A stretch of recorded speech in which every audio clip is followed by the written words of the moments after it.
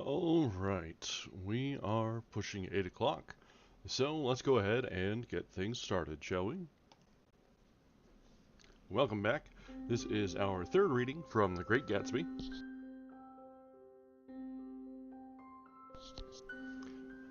This should be a shorter night. We only have about a quarter of the book left to get through tonight. This is much shorter than I remembered growing up. It's been very interesting so far. We've had the titular character come in and sort of try and sweep Daisy off her feet as he's found her in an unhappy marriage with sort of memories and regrets about their previous encounters and previous relations. And he's been something of obsessed with her over the years. But the big confrontation between Gatsby, Tom, Daisy's wife, or Daisy's husband, and Daisy came really unasked for. And you really felt for Daisy being stuck in the middle of there. But Tom was, as we found, just about always, just awful. And Gatsby was really putting pressure on her where it was not wanted. And yes, some of the blame can be laid at her for leading them both on, but she really didn't want to do that right then and there. That was not the place for it anyway. Among friends while you're out, that's not exactly the ideal place to have that sort of heavy conversation, especially as it seems so fast. And then beyond that, on the way home from their visit to New York, where all that went down, they had split up into two cars, and as they were going down the road in the dark of the night on back home to East Egg and West Egg, while Daisy was driving, it appears she clipped and killed Tom's mistress with the car.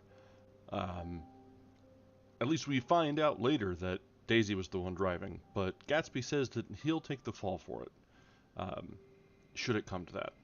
So we'll have to see how this all plays out over the conclusion to this book, whether Daisy will decide one way or the other, whether she'll stay with Tom and sort of work through her unhappiness there, whether Tom will continue to be a right bastard forever, or if Gatsby will sort of swoop in and take the place.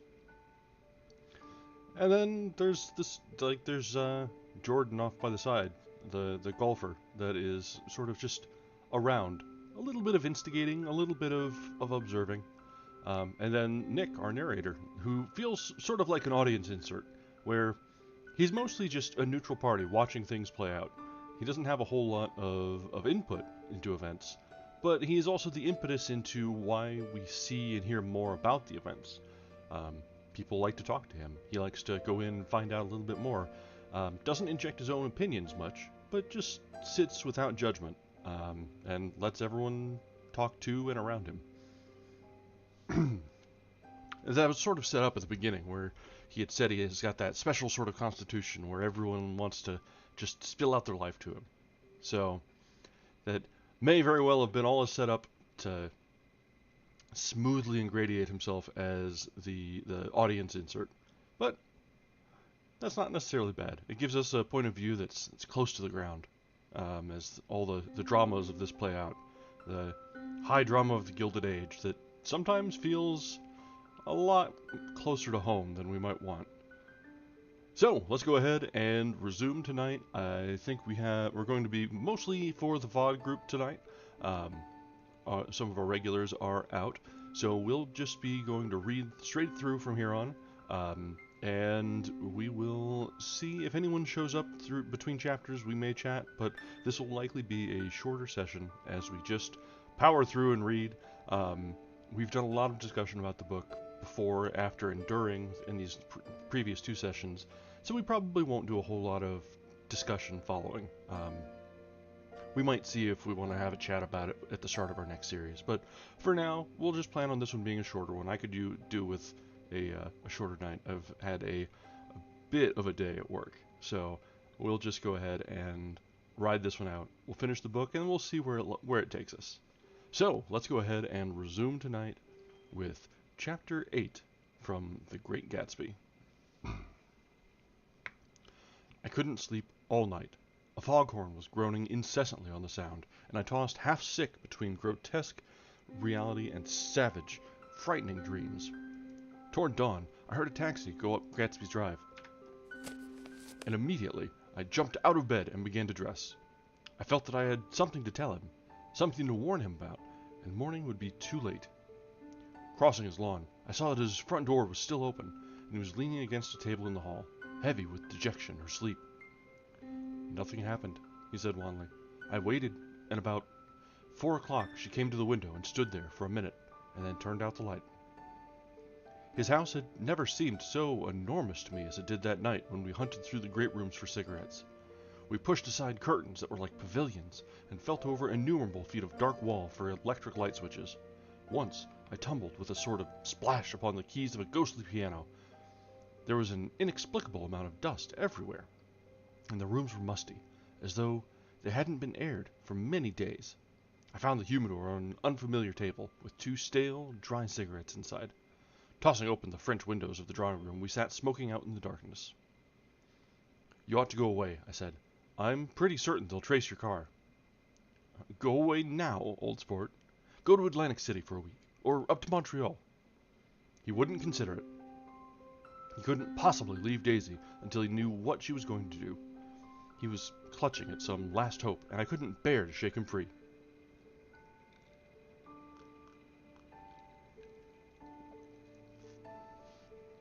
It was this night that he told me the strange story of his youth with Dan Cody.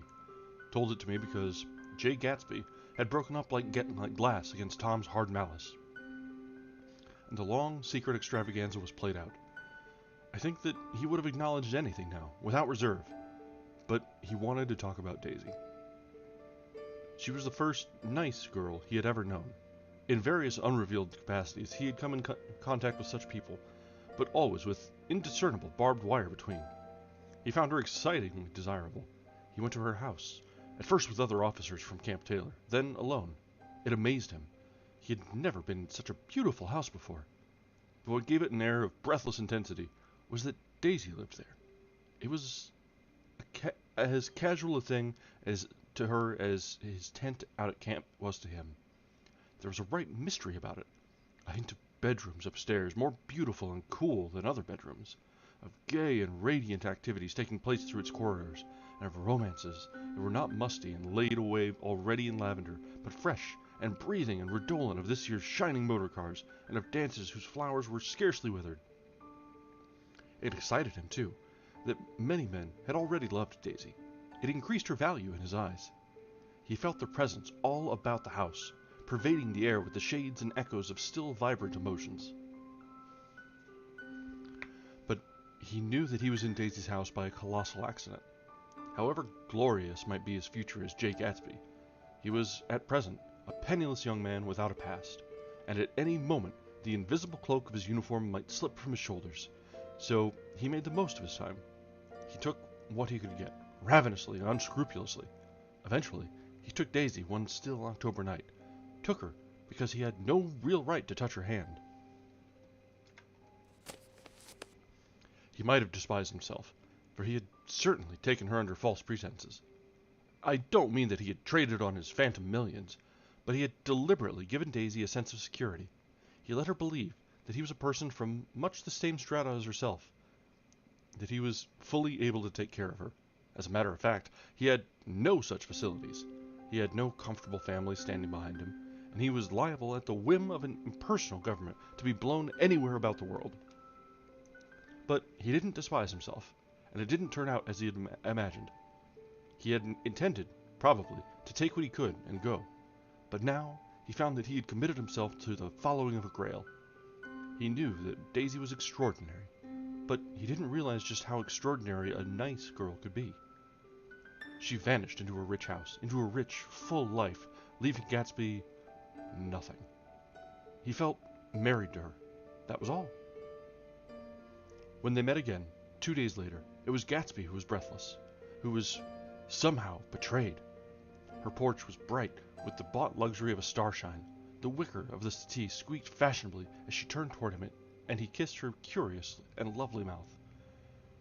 She'd caught a cold, and it made her voice huskier and more charming than ever, and Gatsby was overwhelmingly aware of the youth and mystery that wealth imprisons and preserves, of the freshness of many clothes, and of Daisy, gleaming like silver, safe and proud above the hot struggles of the poor.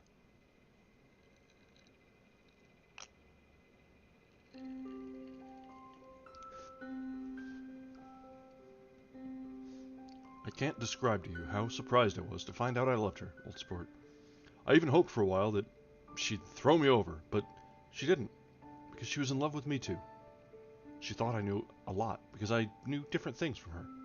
Well, there I was, way off my ambitions, getting deeper in love every minute, and all of a sudden, I didn't care.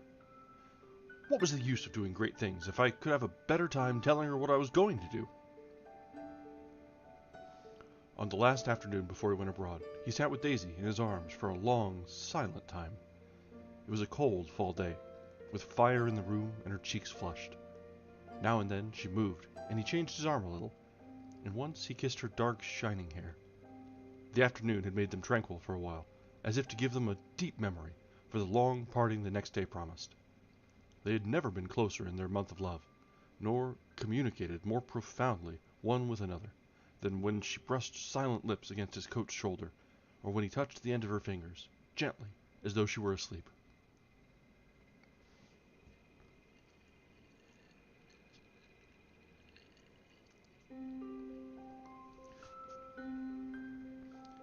He did extraordinarily well in the war. He was a captain before he went to the front, and following the Argonne battles, he got his majority and the command of the divisional machine guns. After the armistice, he tried frantically to get home, but some complication or misunderstanding sent him to Oxford instead. He was worried now. There was a quality of nervous despair in Daisy's letters. She didn't see why he couldn't come. She was feeling the pressure of the world outside, and she wanted to see him and feel his presence beside her and be reassured that she was doing the right thing after all. For Daisy was young, and her artificial world was redolent of orchids and pleasant, cheerful snobbery, and orchestras which set the rhythm of the year, summing up the sadness and suggestiveness of life in new tunes. All night the saxophones wailed the hopeless comment of the Beale Street Blues, while 100 pairs of golden and silver slippers shuffled the shining dust. At the gray tea hour there were always rooms that throbbed incessantly with this low, sweet fever, while fresh faces drifted here and there like rose petals blown by the sad horns around the floor. Through this twilight universe, Daisy began to move again with the season. Suddenly, she was again keeping half a dozen dates a day with half a dozen men, each drowsing asleep at dawn with the beads and chiffon of an evening dress tangled among dying orchids on the floor beside her bed. And all the time, something within her was crying for a decision. She wanted her life shaped now, immediately, and the decision must be made by some force, of love, of money, of unquestionable practicality. That was close at hand. That force took shape in the middle of spring with the arrival of Tom Buchanan. There was a wholesome bulkiness about his person and his position, and Daisy was flattered. Doubtless, there was a certain struggle and a certain relief. The letter reached Gatsby while he was still at Oxford. It was dawn now on Long Island, and we went about opening the rest of the windows downstairs, filling the house with gray-turning, gold-turning light. The shadow of a tree fell abruptly across the dew, and ghostly birds began to sing among the blue leaves. There was a slow, pleasant movement in the air, scarcely a wind, promising a cool, lovely day. I don't think she ever loved him. Gatsby turned around from a window and looked at me challengingly. You must remember, old sport, she was very excited this afternoon. He told her those things in a way that frightened her. That made it look as if I was some kind of cheap sharper, and the result was she hardly knew what she was saying. He sat down gloomily. Of course, she might have loved him, just for a minute, when they were first married. And loved me more even then, do you see? Suddenly, he came out with a curious remark. In any case, he said, It was just personal. What could you make of that, except to suspect some intensity in his conception of the affair that couldn't be measured? He came back from France when Tom and Daisy were still on their wedding trip, and made a miserable but irresistible journey to Louisville on the last of his army pay. He stayed there a week, walking the streets where their footsteps clicked together through the November night, and revisiting the out-of-the-way places to which they had driven in her white car. Just as Daisy's house had always seemed to him more mysterious and gay than other houses, so his idea of the city itself, even though she was gone from it, was pervaded with a melancholy beauty. He left feeling that if he had searched harder, he might have found her, that he was leaving her behind. The day coach, he was penniless now, was hot. He went out to the open vestibule and sat down on a folding chair. The station slid away and the backs of unfamiliar buildings moved by. Then, out into the spring fields, where a yellow trolley raced them for a minute with people in it who might once have seen the pale magic of her face along the casual street. The track curved, and now it was going away from the sun, which, as it sank lower, seemed to spread itself in a benediction over the vanishing city where she had drawn her breath. He stretched out his hand desperately, as if to snatch only a wisp of air, to save a fragment of the spot that she had made lovely for him. But it was all going by too fast now for his blurred eyes, and he knew that he had lost that part of it, the freshest and the best, forever. It was 9 o'clock when he finished breakfast and went out on the porch. The night had made a sharp difference in the weather, and there was an autumn flavor in the air. The gardener, the last one of Gatsby's former servants, came to the foot of the steps. "I'm going to drain the pool today, Mr. Gatsby. Leaves will start falling pretty soon, and then there's always trouble with the pipes." "Don't do it today," Gatsby answered. He turned to me, apologetically. "You know, old sport, I've never used that pool all summer." I looked at my watch and stood up. 12 minutes to my train. I didn't want to go to the city. It wasn't worth a decent stroke of work, but it was more than that. I didn't want to leave Gatsby. I missed that train, and then another, before I could get myself away. "I'll call you up," I said finally. "Do, old sport. I'll call you about noon." We walked slowly down the steps. "I suppose Daisy will call too." He looked at me anxiously, as if he hoped I'd corroborate this. "I suppose so." "Well, goodbye." We shook hands and I started away. Just before I reached the hedge, I remembered something and turned around. "They're a rotten crowd," I shouted across the lawn. You're worth the whole damn bunch put together." I've always been glad I said that. It was the only compliment I ever gave him, because I disapproved of him from beginning to end. First, he nodded politely, and then his face broke into that radiant and understanding smile, as if we'd been in ecstatic cahoots on that fact all the time. His gorgeous pink rag of a suit made a bright spot of color against the white steps, and I thought of the night when I first came to his ancestral home, 3 months before. The light and drive had been crowded with the faces of those who guessed at his corruption, and he had stood on those steps, concealing his incorruptible dream as he waved them goodbye. I thanked him for his hospitality. We were always thanking him for that, I and the others. "Goodbye," I called. "I enjoyed breakfast, Gatsby."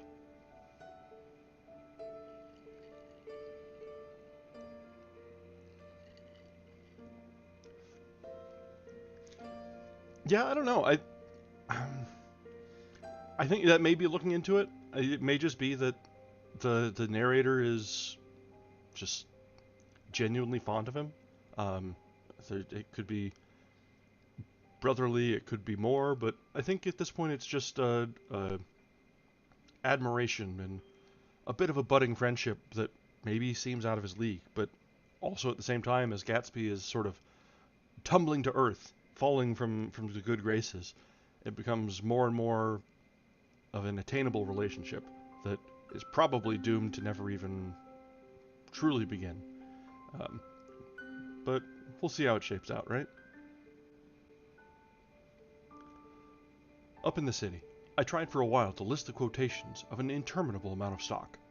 Then I fell asleep in my swivel chair, Just before noon, the phone woke me up, and I started with sweat breaking out of my forehead. It was Jordan Baker. She often called me up at this hour, because the uncertainty of her own movements between hotels and clubs and private houses made her hard to find in any other way. Usually, her voice came over the wire as something fresh and cool, as if a divot from a green golf links had come sailing in at the office window. But this morning, it seemed harsh and dry. "I've left Daisy's house," she said. "I'm at Hempstead, and I'm going down to Southampton this afternoon." Probably it had been tactful to leave Daisy's house, but the act annoyed me, and her next remark made me rigid. "You weren't so nice to me last night." How could it have mattered then? Silence for the moment. Then, however, "I want to see you." "I want to see you too." "Suppose I don't go to Southampton and come into town this afternoon?" "No, I don't think this afternoon." "Very well. It's impossible this afternoon. We talked like that for a while, and then, abruptly, we weren't talking any longer. I don't know which of us hung up with a sharp click, but I know I didn't care. I couldn't have talked to her across a tea table that day if I'd never talked to her again in this world. I called Gatsby's house a few minutes later, but the line was busy. I tried 4 times. Finally, an exasperated central told me the wire was being kept open for long distance from Detroit. Taking out my timetable, I drew a small circle around the 3:50 train. Then I leaned back in my chair and tried to think. It was just noon.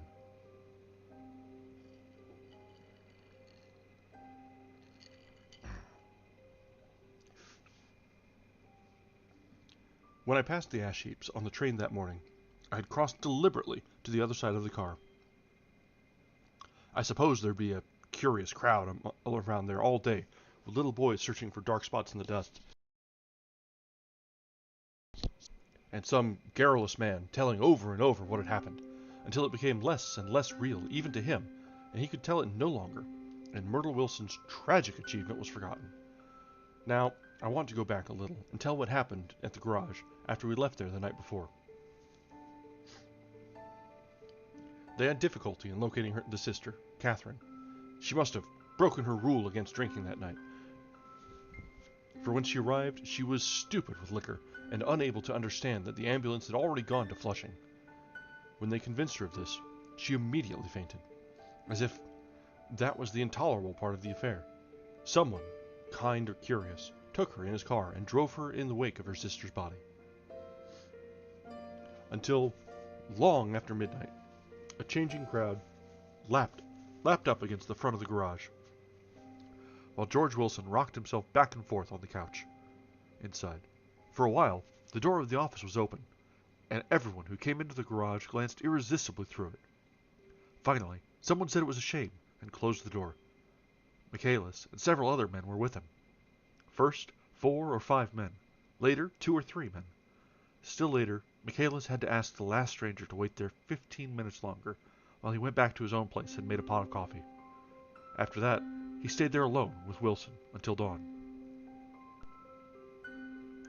About 3 o'clock, the quality of Wilson's incoherent muttering changed. He grew quieter and began to talk about the yellow car. He announced that he had a way of finding out whom the yellow car belonged to, and then he blurted out that a couple of months ago his wife had come from the city with her face bruised and her nose swollen. But when he heard himself say this, he flinched again and began to cry, "Oh my God!" again in his groaning voice. Michaelis made a clumsy attempt to distract him. "How long have you been married, George? Come on there, try and sit still a minute, and answer my question. How long have you been married?"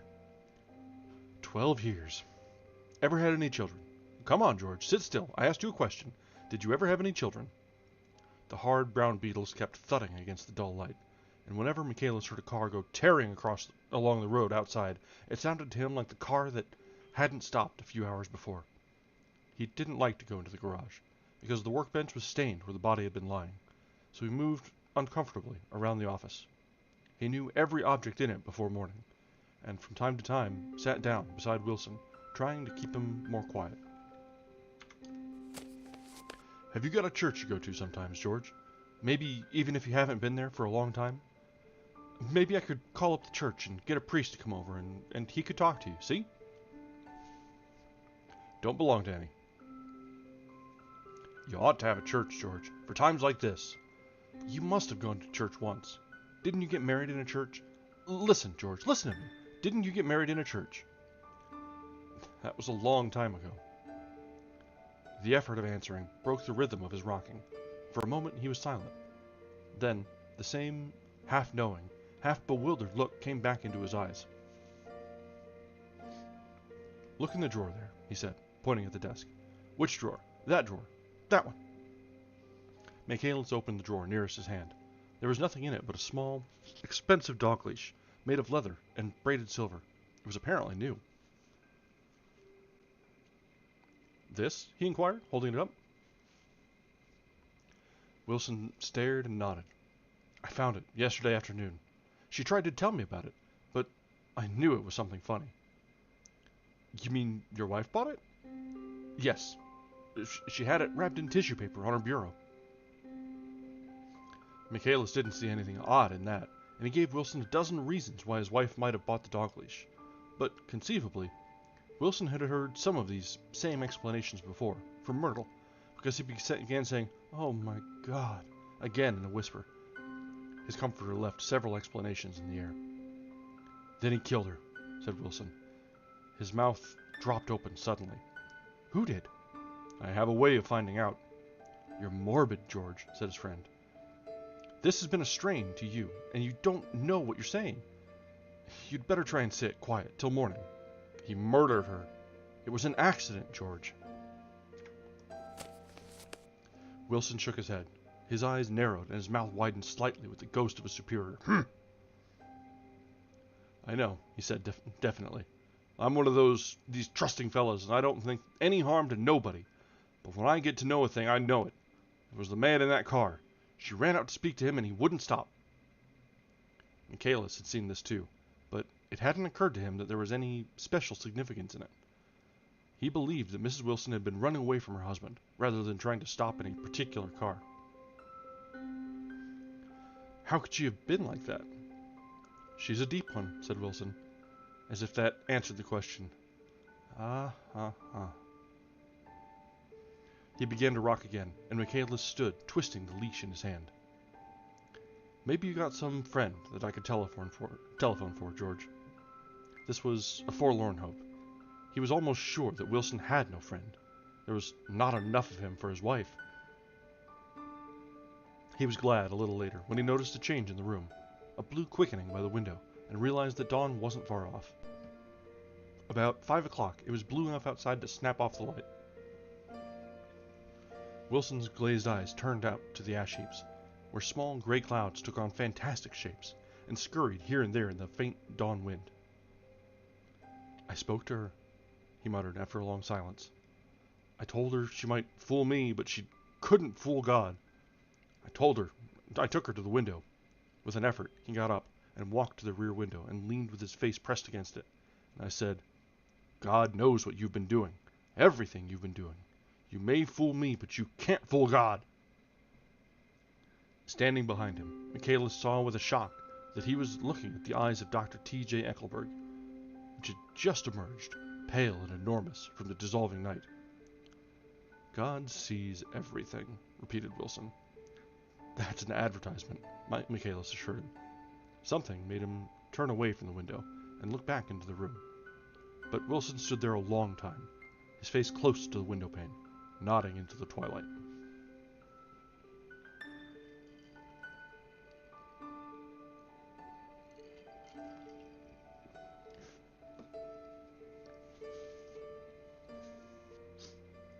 By 6 o'clock, Michaelis was worn out, and grateful for the sound of a car stopping outside. It was one of the watchers of the night before who had promised to come back, so he cooked breakfast for 3, which he and the other man ate together. Wilson was quieter now, and Michaelis went home to sleep. When he awoke 4 hours later and hurried back to the garage, Wilson was gone. His movements, he was on foot all the time, were afterward traced to Port Roosevelt and then to Gad's Hill, where he bought a sandwich that he didn't eat and a cup of coffee. He must have been tired and walking slowly, for he didn't reach Gad's Hill until noon. Thus far, there was no difficulty in accounting for his time. There were boys who had seen a man acting sort of crazy, and motorists at whom he stared oddly from the side of the road. Then, for 3 hours, he disappeared from view. The police, on the strength of what he had said to Michaelis, that he had a way of finding out, supposed that he spent that time going from garage to garage thereabout, inquiring for a yellow car. On the other hand, no garageman who had seen him ever came forward, and perhaps he had an easier, surer way of finding out what he wanted to know. By 2:30, he was in West Egg, where he asked someone the way to Gatsby's house. So by that time, he knew Gatsby's name. At 2 o'clock, Gatsby put on his bathing suit and left word with the butler that if anyone word was to be brought to him at the pool. He stopped at the garage for a pneumatic mattress that had amused his guests during the summer, and the chauffeur helped him to pump it up. Then he gave instructions that the open car wasn't to be taken out under any circumstances. And this was strange, because the front right fender needed repair. Gatsby shouldered the mattress and started for the pool. Once he stopped and shifted it a little, and the chauffeur asked him if he needed help, but he shook his head, and in a moment disappeared among the yellowing trees. No telephone message arrived, but the butler went without his sleep and waited for it until 4 o'clock, until long after there was anyone to give it to if it came. I have an idea that Gatsby himself didn't believe it would come, and perhaps he no longer cared. If that was true, he must have felt that he had lost the old warm world, paid a high price for living too long with a single dream. He must have looked up at an unfamiliar sky through frightening leaves and shivered as he found what a grotesque thing a rose is, and how raw the sunlight was upon the scarcely created grass. A new world, material without being real, where poor ghosts, breathing dreams like air, drifted fortuitously about, like that ashen, fantastic figure gliding toward him through the amorphous trees. The chauffeur, he was one of Wolfsheim's protégés, heard the shots. Afterwards, he could only say that he hadn't thought anything much about them. I drove from the station directly to Gatsby's house, and my rushing anxiously up to the front steps was the first thing that alarmed anyone. But they knew then, I firmly believe. With scarcely a word said, 4 of us, the chauffeur, butler, gardener, and I, hurried down to the pool. There was a faint, barely perceptible movement of the water as the fresh flow from one end urged its way toward the drain at the other. With little ripples that were hardly the shadows of waves, the laden mattress moved irregularly down the pool. A small gust of wind that scarcely corrugated the surface was enough to disturb its accidental course with its accidental burden. The touch of a cluster of leaves revolved it slowly, tracing, like the leg of transit, a thin, red circle in the water. It was after we started with Gatsby toward the house that the gardener saw Wilson's body a little way off in the grass, and the Holocaust was complete. That brings us to the end of Chapter 8.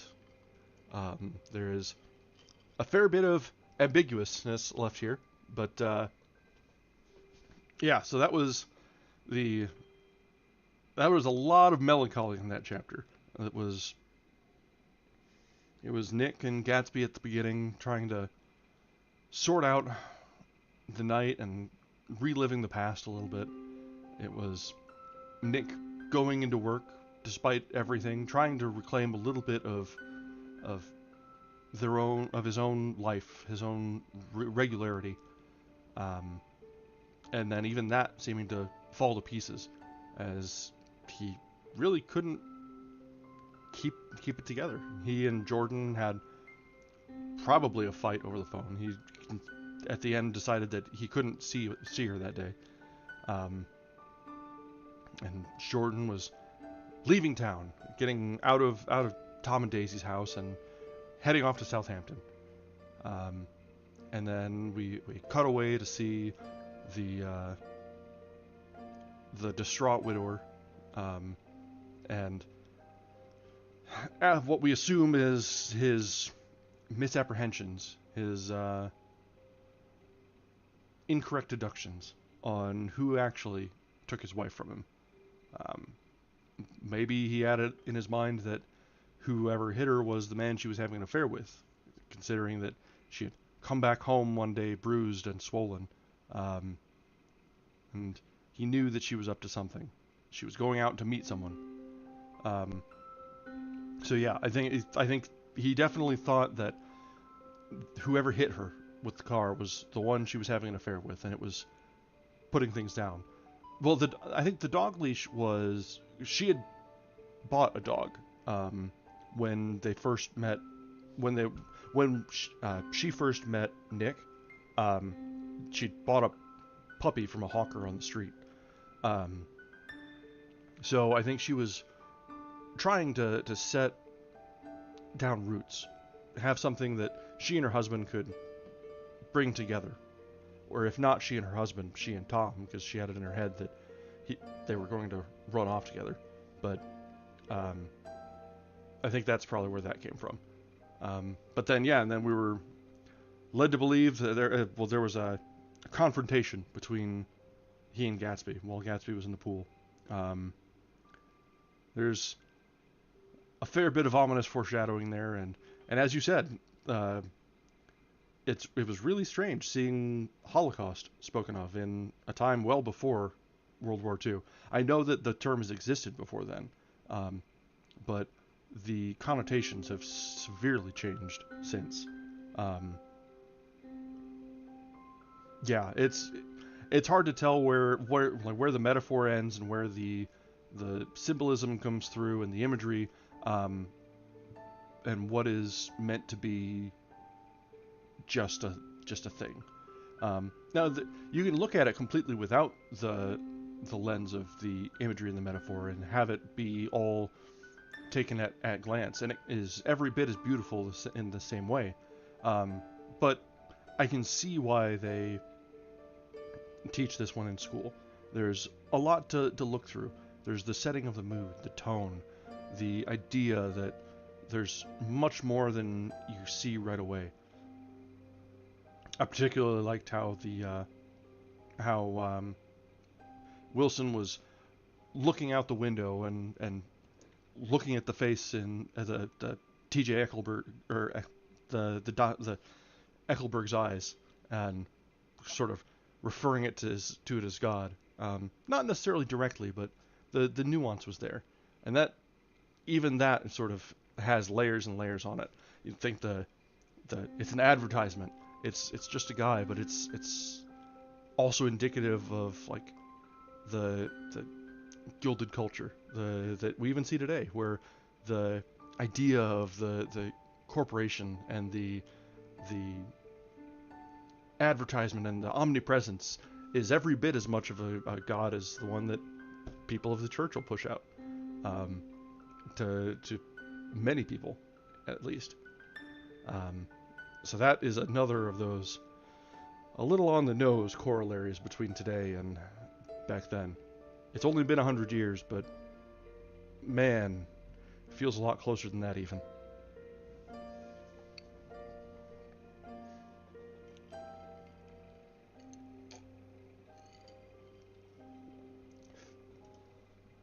All right, we have just one chapter left. Yeah, it's definitely the revisiting it today. I have a new appreciation for it than I had when I read it long ago. And not only because I was forced to read it in school, but being able to see it and feel it now and have the worldly experience of my own to really recognize these things and feel their poignancy. There's certain things that when you're a teenager, you just don't have the life experience to understand why some of these things are so poignant. Why the specific turns of phrase hit so hard. You're told they are, but you don't really understand it until you can really feel it. So, coming back now is definitely to the good. I think I'll enjoy reading other books that I was forced to read in school and coming back to enjoy it and see it with a different perspective. So let's go ahead and pick back up from the last chapter, chapter 9 of The Great Gatsby.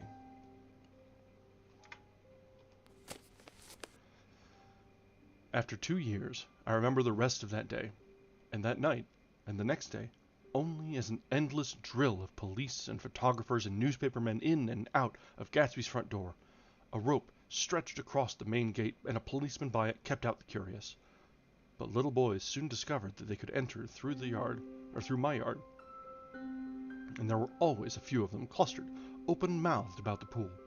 Someone, with a positive manner, perhaps a detective, used the expression madman as he bent over Wilson's body that afternoon, and the adventitious authority of his voice set the key for the newspaper reports the next morning. Most of those reports were a nightmare, grotesque, circumstantial, eager, and untrue. When Michaelis' testimony at the inquest brought to light Wilson's suspicions of his wife, I thought the whole tale would shortly be served up in racy pasquinade. But Catherine, who might have said anything, didn't say a word. She showed a surprising amount of character about it, too. Looked at the coroner with determined eyes under that corrected brow of hers, and swore that her sister had never seen Gatsby, and that her sister was completely happy with her husband, and her sister had been into no mischief whatever. She convinced herself of it, and cried into her handkerchief, as if the very suggestion was more than she could endure. So Wilson was reduced to a man deranged by grief, in order that the case might remain in its simplest form, and it rested there. But all this part of it seemed remote and unessential. I found myself on Gatsby's side, and alone. From the moment I telephoned news of the catastrophe to West Egg Village, every surmise about him and every practical question was referred to me. At first, I was surprised and confused. Then, as he lay in his house and didn't move or breathe or speak, hour upon hour, it grew upon me that I was responsible, because no one else was interested. Interested, I mean, with that intense personal interest to which everyone has some vague right at the end. I called up Daisy, half an hour after we found him. Called her instinctively and without hesitation. But she and Tom had gone away early that afternoon, and taken baggage with them. Left no address? No. Say when they'd be back? No. Any idea where they are, how I could reach them? I don't know. Can't say. I wanted to get somebody for him. I wanted to go into the room where he lay and reassure him. I'll get somebody for you, Gatsby. Don't worry. Just trust me, and I'll get somebody for you. Meyer Wolfsheim's name wasn't in the phone book. The butler gave me his office address on Broadway, and I called information. But by the time I had the number, it was long after 5, and no one answered the phone. Will you ring again? I've rung 3 times. It's very important. Sorry, I'm afraid no one's there. I went back to the drawing room and thought for an instant that they were chance visitors, all these official people who suddenly filled it. But though they drew back the sheet and looked at Gatsby with shocked eyes, his protest continued in my brain. Look here, old sport, you've got to get somebody for me. You've got to try hard. I can't go through this alone. Someone started to ask me questions, but I broke away and, going upstairs, looked hastily through the unlocked parts of his desk. He'd never told me definitely that his parents were dead. But there was nothing. Only the picture of Dan Cody, a token of forgotten violence, staring down from the wall. Next morning, I sent the butler to New York with a letter to Wolfsheim, which asked for information and urged him to come out on the next train. That request seemed superfluous when I wrote it. I was sure he'd start when he saw the newspapers, just as I was sure there'd be a wire from Daisy before noon. But neither a wire nor Mr. Wolfsheim arrived. No one arrived, except more police and photographers and newspapermen. When the butler brought back Wolfsheim's answer, I began to have a feeling of defiance, of scornful solidarity between Gatsby and me against them all. Dear Mr. Carroway, this has been one of the most terrible shocks of my life to me. I can hardly believe it that it is true at all. Such a mad act as that man did should make us all think. I cannot come down now, as I'm tied up in some very important business, and cannot get mixed up in this thing now. If there is anything I can do a little later, let me know in a letter by Edgar. I hardly know where I am when I hear about a thing like this, and am completely knocked down and out. Yours truly, Meyer Wolfsheim. And then, hasty addenda beneath. Let me know about the funeral, etc. Do not know his family at all. When the phone rang that afternoon, and long distance said Chicago was calling, I thought this would be Daisy at last, but the connection came through as a man's voice, very thin and far away. This is Slagle speaking. Yes? The name was unfamiliar. Hell of a note, isn't it? Get my wire. There haven't been any wires. Young Park's in trouble, he said rapidly. They picked him up when he handed the bonds over the counter. They got a circular from New York giving him the numbers just 5 minutes before. What do you know about that? Hey, you never can tell in these hick towns. Hello, I interrupted breathlessly. Look here, this isn't Mr. Gatsby. Mr. Gatsby's dead. There was a long silence on the other end of the wire, followed by an exclamation, then a quick squawk as the connection was broken.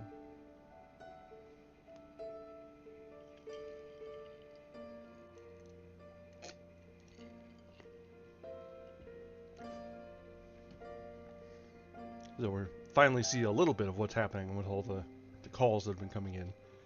Maybe a little bit of how Gatsby came by his facade that he was able to put up. I think it was on the third day that a telegram signed Henry C. Gatz arrived from a town in Minnesota. It said only that the sender was leaving immediately and to postpone the funeral until he came. It was Gatsby's father, a solemn old man, very helpless and dismayed, bundled up in a long, cheap ulster against the warm September day. His eyes leaked continuously with excitement, and when I took the bag and umbrella from his hands, he began to pull so incessantly at his sparse gray beard that I had difficulty in getting off his coat.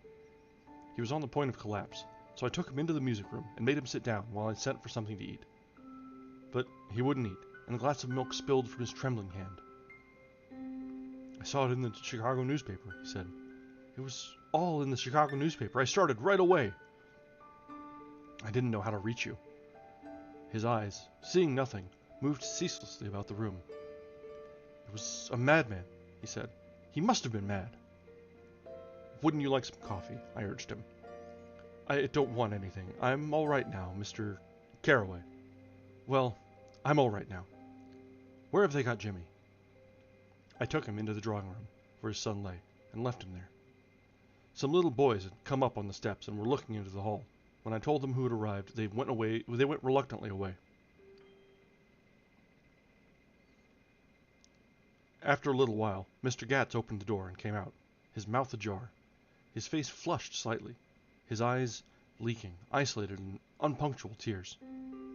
He had reached an age where death no longer has the quality of ghastly surprise, and when he looked around him, now for the first time, and saw the height and splendor of the hall, and the great rooms opening out from it into the other rooms, his grief began to be mixed with an odd pride. I helped him to a bedroom upstairs. While he took off his coat and vest, I told him that all arrangements had been deferred until he came. I didn't know what you'd want, Mr. Gatsby. Gatz is my name. Mr. Gatz, I thought you might want to take the body west. He shook his head. Jimmy always liked it better down east. He rose up to his position in the east. Were you a friend of my boys, Mr. We were close friends. He had a big future before him, you know.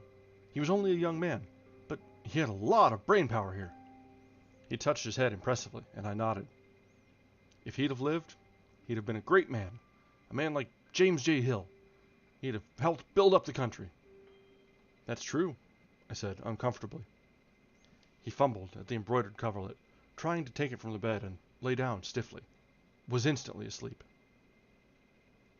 That night, an obviously frightened person called up and demanded to know who I was before he would give his name. This is Mr. Carraway, I said. Oh, he sounded relieved. This is Klipspringer. I was relieved too, for that seemed to promise another friend of at Gatsby's grave. I didn't want it to be in the papers and draw a sightseeing crowd, so I'd been calling up a few people myself. They were hard to find. The funeral's tomorrow, I said. 3 o'clock, here, at the house. I wish you'd tell anybody who'd be interested. Oh, I will, he broke out hastily. Of course, I'm not likely to see anybody, but if I do... His tone made me suspicious. Of course, you'll be there yourself. Well, I'll certainly try. What I called up about is... Wait a minute, I interrupted. How about saying you'll come? Well, the fact is, the truth of the matter is, I'm staying with some people up here in Greenwich, and they rather expect me to be with them tomorrow. In fact, there's a sort of picnic or something. Of course, I'll do my best to get away. I ejaculated an unrestrained "Huh!" and he must have heard me, for he went on nervously. What I called up about was a pair of shoes I left there. I wonder if it's too much trouble to have the butler send them on. You see, they're tennis shoes, and I'm sort of helpless without them. My address is care of B.F. I didn't hear the rest of the name because I hung up the receiver. After that, I felt a certain shame for Gatsby. One gentleman, to whom I telephoned, implied that he had got what he deserved. However, that was my fault, for he was one of those who used to sneer most bitterly at Gatsby on the courage of Gatsby's liquor, and I should have known better than to call him. The morning of the funeral, I went up to see Meyer Wolfsheim. I couldn't seem to reach him any other way. The door that I pushed open, on the advice of an elevator boy, was marked, the Swastika Holding Company. Hold on, what? And at first, there didn't seem to be anyone inside. But when I'd shouted hello several times in vain, an argument broke out behind a partition, and presently a lovely Jewess appeared at an interior door and scrutinized me with black, hostile eyes. "Nobody's in," she said. "Mr. Wolfsheim's gone to Chicago." The first part of this was obviously untrue, for somebody had begun to whistle The Rosary tunelessly inside. "Please say that Mr. Carraway wants to see him." "I can't get him back from Chicago, can I?" At this moment, a voice, unmistakably Wolfsheim's, called, "Stella!" from the other side of the door. "Leave your name on the desk," she said quickly. "I'll give it to him when he gets back." "But I know he's there." She took a step toward me and began to slide her hands indignantly up and down her hips. "You young men think you can force your way in here any time," she scolded. "We're getting sick and tired of it. When I say he's in Chicago, he's in Chicago." I mentioned Gatsby. "Oh," she looked at me over again. "Will you just... What was your name?" She vanished. In a moment, Meyer Wolfsheim stood solemnly in the doorway, holding out both hands. He drew me into his office, remarking in a reverent voice that it was a sad time for all of us, and offered me a cigar. "My memory goes back to when I first met him," he said. "A young major, just out of the army, and covered over with medals he got in the war. He was so hard up, he had to keep on wearing his uniform, because he couldn't buy some regular clothes. First time I saw him was when he came into Weinbrenner's pool room at 43rd Street and asked for a job. He hadn't eaten anything for a couple of days. Come on, and have some lunch with me," I said. He ate more than $4 worth of food in half an hour. "Did you start him in business?" I inquired. "Start him? I made him." "Oh." "I raised him up out of nothing, right out of the gutter. I saw right away he was a fine-appearing, gentlemanly young man, and when he told me he was at Oxford, I knew I could use him good. I got him to join the American Legion, and he used to stand high there. Right off, he did some work for a client of mine up to Albany. We were so thick like that and everything." He held up two bulbous fingers, always together. I wondered if this partnership had included the World Series transaction in 1919. "Now he's dead," I said after a moment. "You were his closest friend, so I know you'll want to come to his funeral this afternoon." I'd like to come."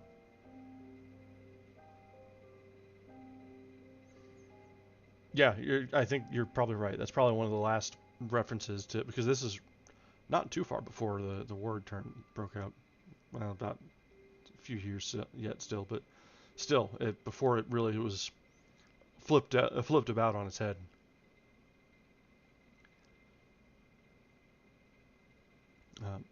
"I'd like to come." "Well, come then."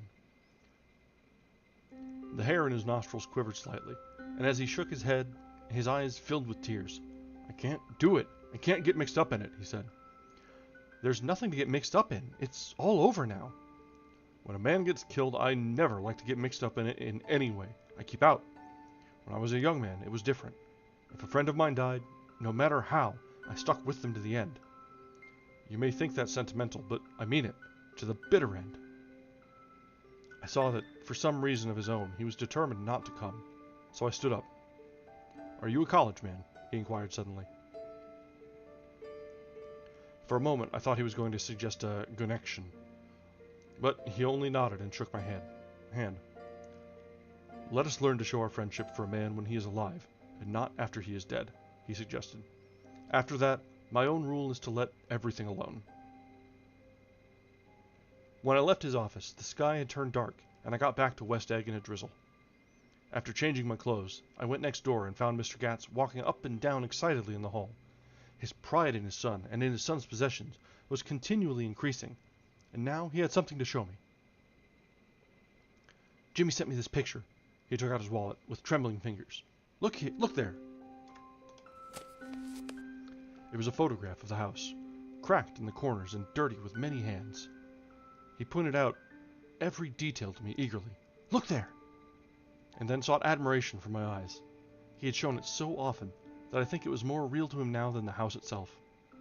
Jimmy sent it to me. I think it's a very pretty picture. It shows up well.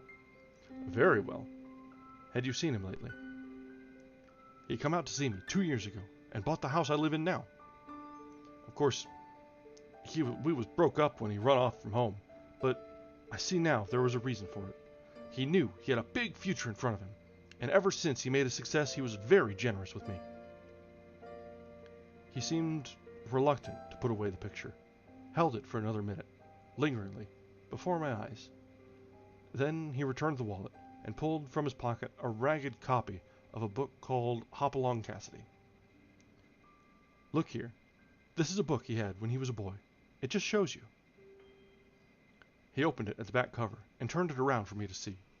On the last flyleaf was printed the word schedule and the date September 12th, 1906, and underneath, rise from bed, 6 a.m., dumbbell exercise and wall scaling, 6:15 to 6:30. Study electricity, etc., 7:15 to 8:15. Work, 8:30 to 4:30 p.m. Baseball and sports, 4:30 to 5. Practice elocution, poise, and how to attain it, 5 to 6. Study needed inventions, 7 to 9. General resolves. No wasting time at Shafters or a name indecipherable. No more smoking or chewing. Bathe every other day. Read one improving book or magazine per week. Save $5, crossed out $3 per week. Be better to parents. I came across this book by accident, said the old man. It just shows you, doesn't it? It just shows you. Jimmy was bound to get ahead. He always had some resolves like this or something. Do you notice what he's got about improving his mind? He was always great for that. He told me I ate like a hog once, and I beat him for it. He was reluctant to close the book, reading each item aloud and then looking eagerly at me. I think he rather expected me to copy down the list for my own use. A little after 3, the Lutheran minister arrived from Flushing, and I began to look involuntarily out the windows for other cars. So did Gatsby's father. And as the time passed and the servants came in and stood waiting in the hall, his eyes began to blink anxiously, and he spoke of the rain in a worried, uncertain way. The minister glanced several times at his watch, so I took him aside and asked him to wait for half an hour, but it wasn't any use. Nobody came.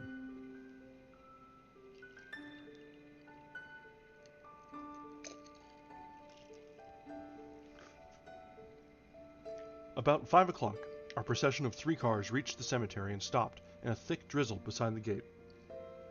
First, a motor hearse, horribly black and wet. Then Mr. Gatz and the minister and me in the limousine. And a little later, 4 or 5 servants and the postman from West Egg in Gatsby's station wagon, all wet to the skin. As we started through the gate into the cemetery, I heard a car stop, and then the sound of someone splashing after us over the soggy ground. I looked around. It was the man with owl-eyed glasses, whom I had found marveling over Gatsby's books in the library one night 3 months before. I'd never seen him since then. I don't know how he knew about the funeral, or even his name. The rain poured down his thick glasses, and he took them off and wiped them to see the protecting canvas unrolled from Gatsby's grave. I tried to think about Gatsby then for a moment, but he was already too far away, and I could only remember, without resentment, that Daisy hadn't sent a message or a flower. Dimly, I heard someone murmur, "Blessed are the dead that the rain falls on," and then the owl-eyed man said, "Amen to that," in a brave voice. We straggled down quickly through the rain to the cars. Our owl eyes spoke to me by the gate. "I couldn't get to the house," he remarked. "Neither could anybody else." "Go on," he started.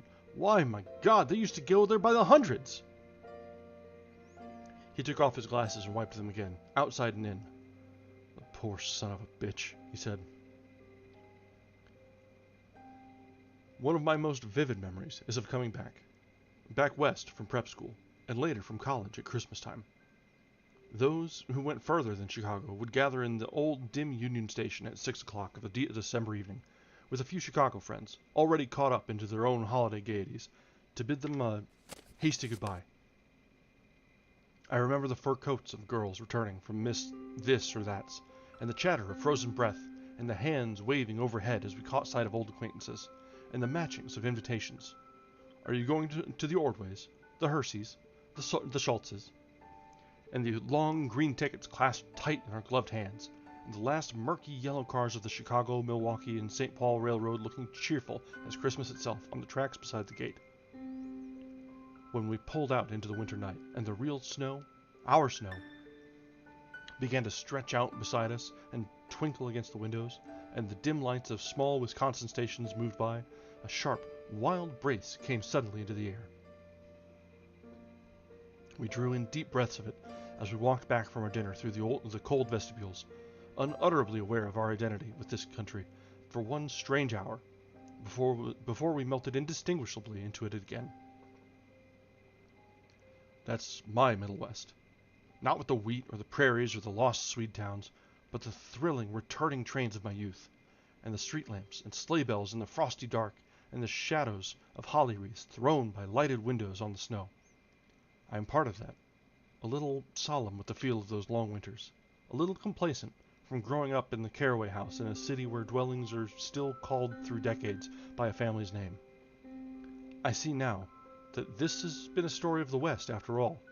Tom and Gatsby, Daisy and Jordan and I were all Westerners, and perhaps we possessed some deficiency in common which made us subtly unadaptable to Eastern life.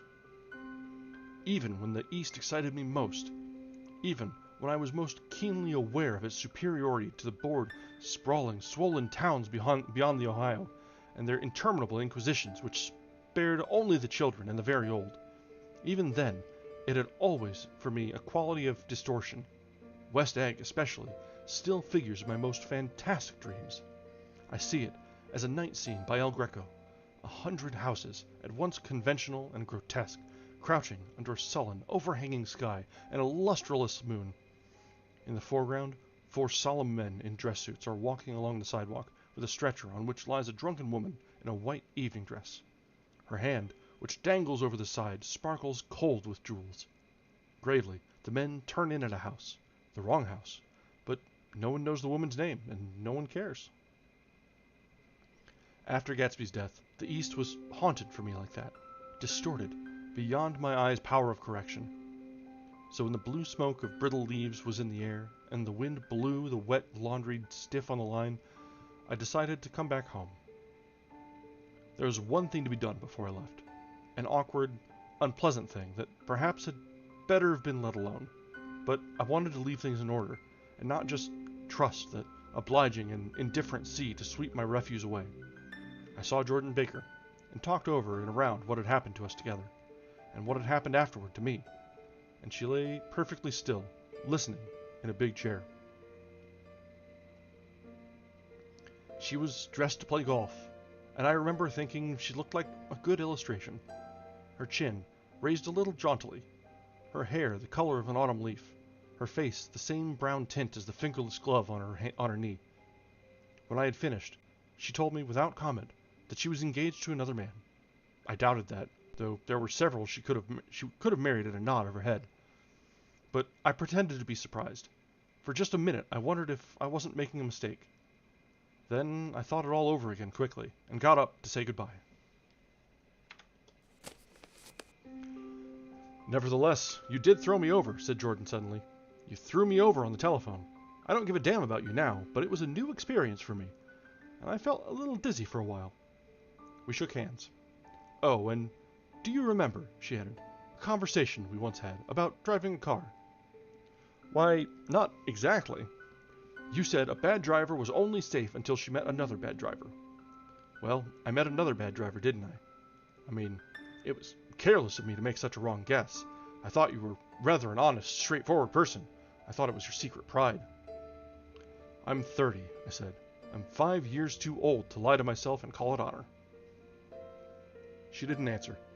Angry, and half in love with her, and tremendously sorry, I turned away.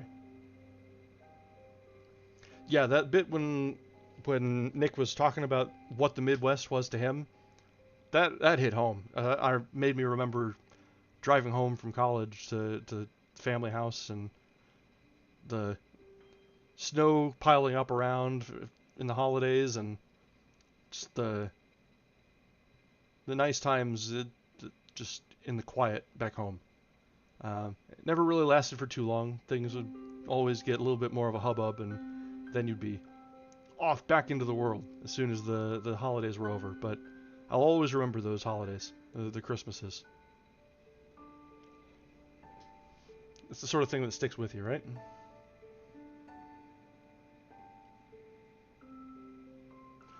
One afternoon, late in October, I saw Tom Buchanan. He was walking ahead of me along Fifth Avenue in his alert, aggressive way, his hands out a little from his body, as if to fight off interference. His head moving sharply here and there, adapting itself to his restless eyes. Just as I slowed up to avoid overtaking him, he stopped and began frowning into the windows of a jewelry store. Suddenly, he saw me and walked back, holding out his hand. What's the matter, Nick? Do you object to shaking hands with me? Yes. You know what I think about you. You're crazy, Nick, he said quickly. Crazy as hell. I don't know what's the matter with you. Tom, I inquired, what did you say to Wilson that afternoon? He stared at me without a word, and I knew I had guessed right about those missing hours. I started to turn away, but he took a step after me and grabbed my arm. I told him the truth, he said. He came to the door while we were getting ready to leave, and when I sent down word that we weren't in, he tried to force his way upstairs. He was crazy enough to kill me if I hadn't told him who owned the car. His hand was on a revolver in his pocket every minute he was in the house. He broke off defiantly. What if I did tell him? That fellow had it coming to him. He threw dust into your eyes just like he did in Daisy's. But he was a tough one. He ran over Myrtle like you'd run over a dog and never even stopped his car. There was nothing I could say, except the one unutterable fact that it wasn't true. And if you think I didn't have my share of suffering, look here. When I went to give up that flat and saw that damn box of dog biscuits sitting there on the sideboard, I sat down and cried like a baby. By God, it was awful. I couldn't forgive him or like him, but I saw that what he had done was, to him, entirely justified. It was all very careless and confused. They were careless people, Tom and Daisy. They smashed up things and creatures and then retreated back into their money, or their vast carelessness, or whatever it was that kept them together, and let other people clean up the mess they had made. I shook hands with him. It seemed silly not to, for I felt suddenly as though I were talking to a child.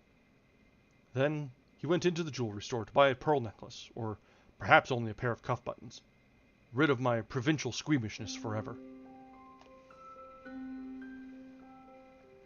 Gatsby's house was still empty when I left. The grass on his lawn had grown as long as mine. One of the taxi drivers in the village never took a fare past the entrance gate without stopping for a minute and pointing inside. Perhaps it was he who drove Daisy and Gatsby over to East Egg the night of the accident, and perhaps he had made a story about it all his own. I didn't want to hear it, and I avoided him when I got off the train. I spent my Saturday nights in New York, because those gleaming, dazzling parties of his were with me so vividly that I could still hear the music and the laughter, faint and incessant, from his garden, and the cars going up and down his drive. One night, I did hear a material car there, and saw its lights stop at his front steps. But I didn't investigate. Probably it was some final guest who had been away at the ends of the earth and didn't know that the party was over. On the last night, with my trunk packed and my car sold to the grocer, I went over and looked at that huge, incoherent failure of a house once more. On the white steps, an obscene word, scrawled by some boy with a piece of brick, stood out clearly in the moonlight, and I erased it, drawing my shoe raspingly along the stone. Then I wandered to the beach and sprawled out on the sand. Most of the big shore places were closed now, and there were hardly any lights except the shadowy, moving glow of a ferry boat across the sound. And as the moon rose higher, the inessential houses began to melt away, until gradually I became aware of the old island here that flowered once for Dutch sailors' eyes, a fresh, green breast of the New World. Its vanished trees, the trees that had made way for Gatsby's house, had once pandered in whispers to the last and greatest of all human dreams. For a transitory, enchanted moment, man must have held his breath in the presence of this continent, compelled into an aesthetic contemplation he neither understood nor desired, face to face, for the last time in history, with something commensurate to his capacity for wonder. And as I sat there, brooding on the old, unknown world, I thought of Gatsby's wonder, when he first picked out the green light at the end of Daisy's dock. He had come a long way to this blue town, and his dream must have seemed so close that he could hardly fail to grasp it. He did not know that it was already behind him, somewhere, back in that vast obscurity beyond the city, where the dark fields of the Republic rolled on under the night. Gatsby believed in the green light, the orgiastic future that year by year recedes before us. It eluded us then, but that's no matter. Tomorrow we will run faster, stretch out our arms further, and one fine morning...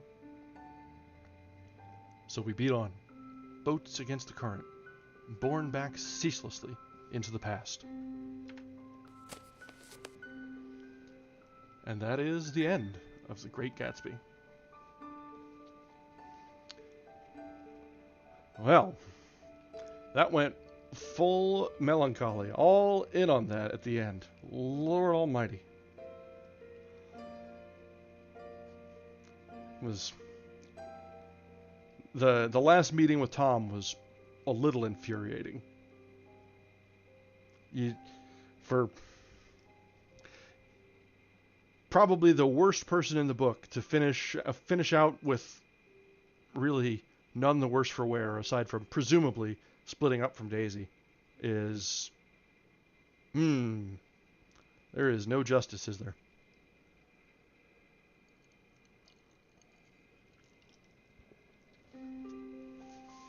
But I guess that's also part and parcel. Yeah, and it's not even just that, like, he has questionable beliefs or been sucked into bad groups of thought and people. Like, there's a distinct character flaw between taking advantage of Daisy and the I can't even remember her name, the woman he was cheating with, but then just the way he treated Nick and just in general, he's just irredeemable. And you're right, Daisy isn't much better. I can feel for her. She's not blameless, but she's also a victim of circumstances. Given the times, it was really like, I don't know if it very well could be. It's hard to tell. Like, I know Tom blamed Gatsby, but I think that Tom may very well have not known that Daisy was the one driving. And as such, she was, especially at the end there, she was definitely in the wrong for holding that to herself. And leading Tom to believe that, or to not disabuse him of the belief that Gatsby was the one driving that night. So she was absolutely in the wrong there. Yes, she was afraid, and there was the chance to do right there, but that's, yeah. And yeah, I think you're right. She was stuck in a lot of it from how her relationship played out. I think for when she got together with Tom, that I can't put the blame on her for, because when she had been seeing Gatsby, it was this illusion. The Gatsby that she had been seeing and was involved with didn't really exist. He was a facade he was putting up to sort of find his own way, find a place in the world. He was still in the military but hadn't been shipped out yet.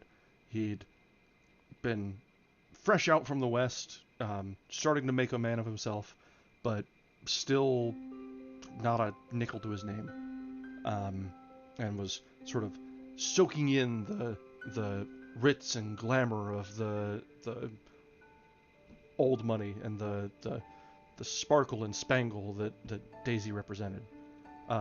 So I can't really blame her for not really connecting to Gatsby in that for the long term. And she did hold out for, 5 years before she had broken off and married Tom. Partly because Gatsby was delayed from coming home after the war, and she, presumably, after the armistice, was eager and waiting for him to come home. As so many were. After the armistice, it was just expected that all the soldiers were coming home to their loved ones and were going to re-begin a new, brilliant life. And when he was delayed at Oxford, that just blew that plan out of the water.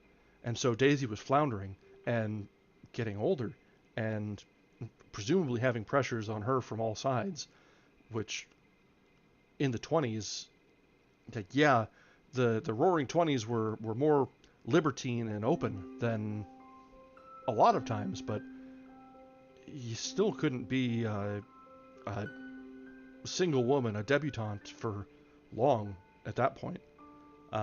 So there had to have been pressure external from her to just get hitched off somewhere. So that's probably where Tom came in. He was bigger than life, an athlete fresh out of college, set to do big things, presumably from similar backgrounds as hers. So, on paper, it seems like it was a decent match.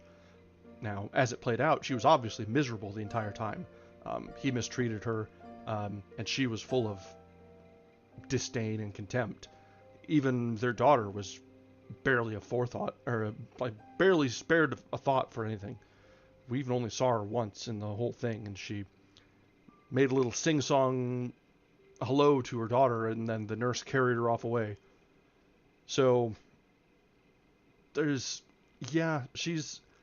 not perfect. She's not blameless. It's that there's a lot of gray.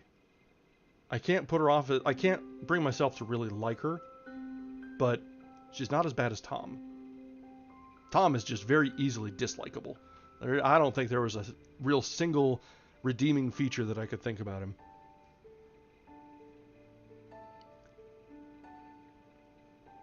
Yeah, I think that's probably the best way to put it. Carelessness. About all things. Each other, their own affairs, each other's affairs, the world around them. They just floated through the world without cares. And that could be an indictment of the class entirely. They represent the upper class, the landed elite, the real what you think of when you think of the Gilded Age. So the way Nick views them as just careless is really all-encompassing. And that very carelessness reflects on the city and the East and everything. Gatsby, who had built up his life in the West, in the East, who had really built up so much from nothing into, yes, it may have been a balloon, a facade built up around that popped at the slightest prick, but he built up something made a name for himself and had a presence. But as soon as he was gone, the only people that even made it to his funeral were the paid help, Nick, who was his neighbor, that was the real only human connection that we saw he ever made, the priest, and the one man that had been obsessed with his library. The one person who was the one representative of all of the mass of humanity that had gone in and out of Gatsby's door. So that also is like, it smacks of carelessness in that too. There's no connection, no humanity in it. That a man could be made and unmade and not even a blink. The world just doesn't care. And that's a more nihilistic view than I usually take. And yes, you're absolutely right. Success doesn't guarantee happiness, and success doesn't guarantee a legacy. It's the connections we make, the people that we resonate with, whether we leave them behind or they leave us behind. That is what remains. That is what brings happiness and contentment. And so we should all be striving to foster good connections, those that we can be proud of, those that we can honestly say, like Wolfsheim said, he'd be with them to the end. Of course, in this case, he wasn't with them to the end, but yeah, Gatsby absolutely was alone and lonely in a sea of people, an absolute sea of people that came and go, faces just lost in the spray. And he was just a man on an island the whole time. But Nick found his way onto that island. So even if you find yourself aloof, there's always the chance for some random connection. It might be the careless caprice of an author's inserting a character in to be a convenient narrator. But there's always a chance to make a new connection and set life to be something different. So it's not all hopeless.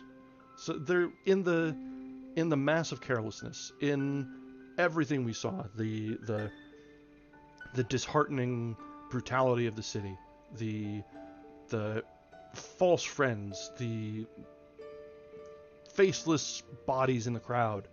There are still opportunities to make real connections. And even through that, we may not think of it as a real connection, but the owl-eyed man who'd come to the funeral, that very well could be a connection. Like it can be thought of as a connection as well. He's the only one that came to the funeral, and he had been one that was just one among the crowd. But sometimes that small connection is all it takes.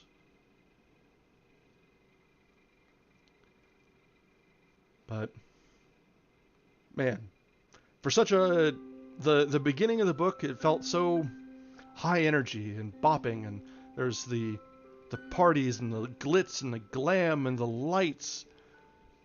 And then in the second session, as we got through, the melancholy started to set in, the grim realization that something was definitely going to be going wrong. When they went out to the city, and then when they started to come back, we knew it was all going to be falling to pieces. And then this last reading was right from the get-go. We kind of knew that it was the last interaction that Gatsby and Nick were going to be having. Their conversation was just so muted and final. Especially, it's like, okay, I'll call you at noon when I'll get back, and then the phone never connected, and something is going up. So this one definitely was. This book started as one of those where the arc started like a roller coaster right at the top, and then just kept going downhill the whole way, picking up speed until finally the car drifted to a stop on the track.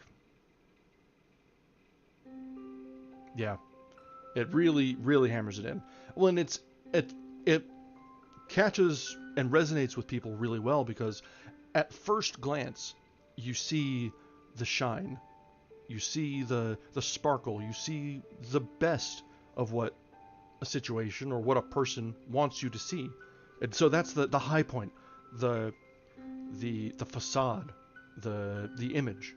But as you get further along, as you get more familiar with people or the situation, the new city, the new job, the new something, the shine starts to wear off, and then you have the opportunity to either make that turn off into something else or follow it to its conclusion as you hit rock bottom. And I think we kind of saw the potential for a turn off even in this. If they had not gone to the city together that day when with Gatsby and Tom and Daisy and Jordan and Nick, if they hadn't gone into town, if they hadn't drunk so much, if they hadn't been subject to the heat, it could have all played out so differently. There's always endless what ifs. So it's never as if you're forced to stay on the rails and go all the way to the conclusion. There's always a left turn you can make. But sometimes it's hard to spot the intersection, you know?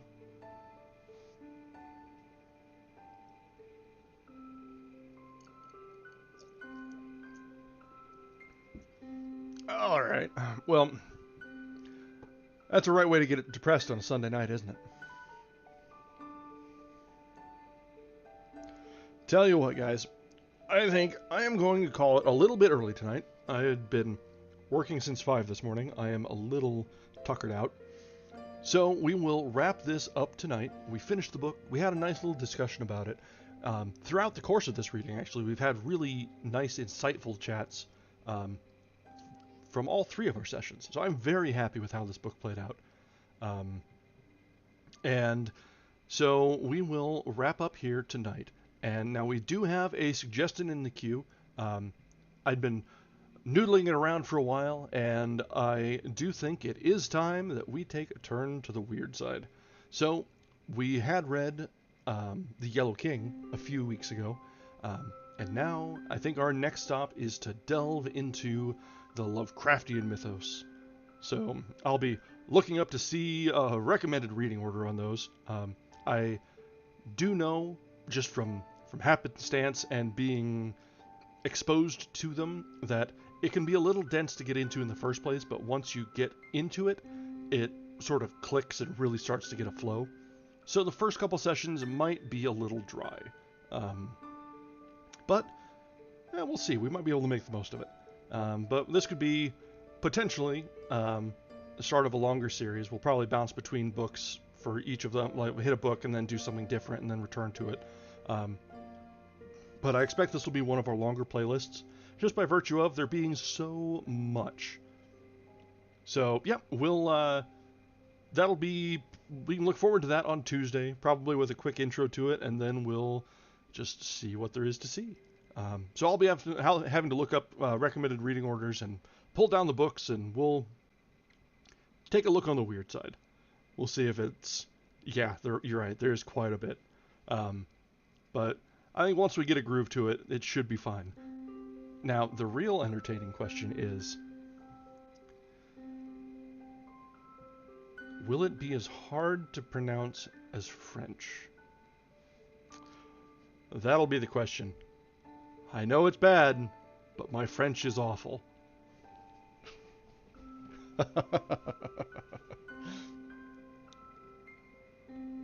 Oh wow, got it all in one volume there?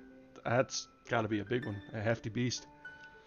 So, alright guys, we are all set for the night. We finished our book, and we are queued up for the next one. So until Tuesday, I will bid you guys good night. We will reconvene and start taking a look on the stranger side. And get into the unknown and unknowable, the creepy and